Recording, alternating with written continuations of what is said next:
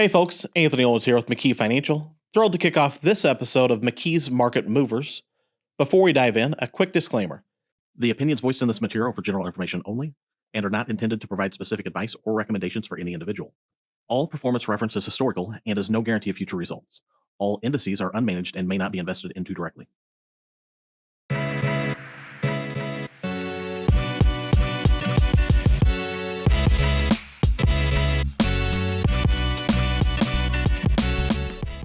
Hello, and welcome to a fun and festive edition of McKee's Market Movers. I'm Josh McGlothlin, your wealth advisor at McKee Financial.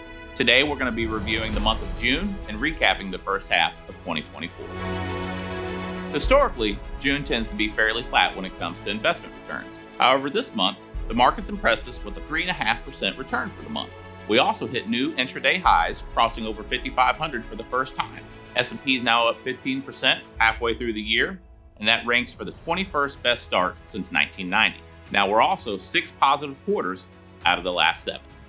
However, I want to point out that 1/3 of the S&P's return thus far is credited to Nvidia, another third to the Magnificent Seven, and then the final third to the other 493 companies that represent the index.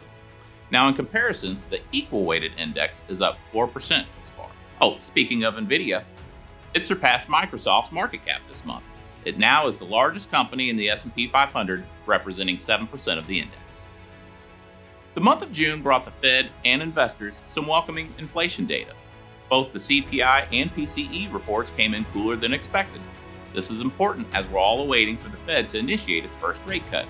Yes, we're still talking about rate cuts this year. We saw further evidence of a tiring consumer as retail sales missed for the month of May. It was actually revised downward for March and April as well. Part of this may be due to the housing cost burden, as it's at its highest level ever. The median home price sits at about $419,000. That's up 47% since 2020, and it has home sales at its lowest level in 30 years.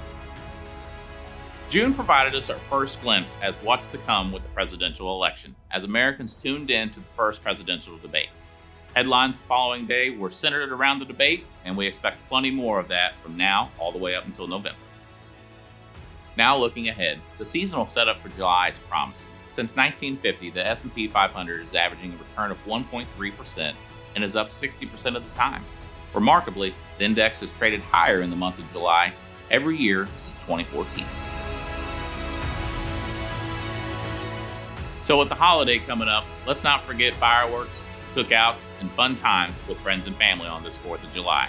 On behalf of our team, we're wishing everyone a fun and safe Independence Day. I'm Josh McGlothlin. See you next time.